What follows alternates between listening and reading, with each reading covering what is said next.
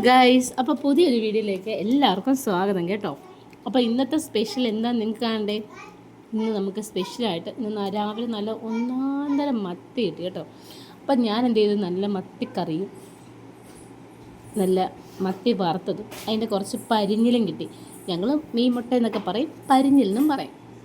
അപ്പം ഞാൻ എന്ത് ചെയ്തു, രാവിലെ പുട്ടൊക്കെ കഴിച്ച് കഴിഞ്ഞിട്ട് മീൻ നല്ല വൃത്തിയാക്കി കഴുകി, മീൻ നല്ല മുളകിട്ട് കോട്ടയം സ്റ്റൈലിൽ മീൻ കറിയും നല്ല കുരുമുളകിട്ട് വെളുത്തുള്ളി ഇഞ്ചിയൊക്കെ ഇട്ട് നല്ല ഒന്നാന്തരമായിട്ട് പുരട്ടി വെച്ച മത്തി വറുത്തതും കൂടെ അങ്ങ് റെഡിയാക്കി. മത്തി വറുത്ത് കഴിഞ്ഞപ്പോഴത്തേക്കും ഞാൻ ആ പരിഞ്ഞിലൊക്കെ ഒരു സെറ്റാക്കി കേട്ടോ. അപ്പം പരിഞ്ഞിന് നല്ല ടേസ്റ്റ് കിട്ടാൻ വേണ്ടി കുറച്ച് കരിയാപ്പിലയും കൂടെ ഒക്കെ നുള്ളി ഇട്ടിട്ടുണ്ട് കേട്ടോ. അപ്പം അങ്ങനെ നല്ല പുതിയതായിട്ട് ഞങ്ങൾ കഴിഞ്ഞ ദിവസം സംക്രാന്തി പോയപ്പോൾ സംഗമത്തിന് പോയപ്പം നല്ല ചെറിയ ചട്ടി കിട്ടി കേട്ടോ.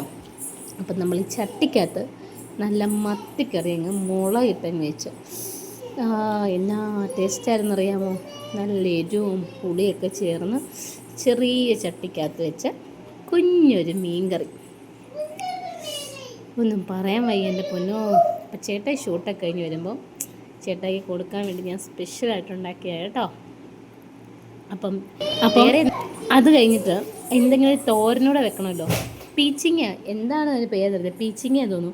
നല്ല നീളത്തിലിരിക്കുന്ന മുള്ളൊക്കെ ഉള്ളൊരു വെള്ളമൊക്കെ കൂടുതലൊരു പച്ചക്കറി, അത് തോരനും വെച്ച് നല്ല കുത്തരി ചോറും മീൻ വറുത്തതും തോരനും മീൻ കറിയും. Thank you.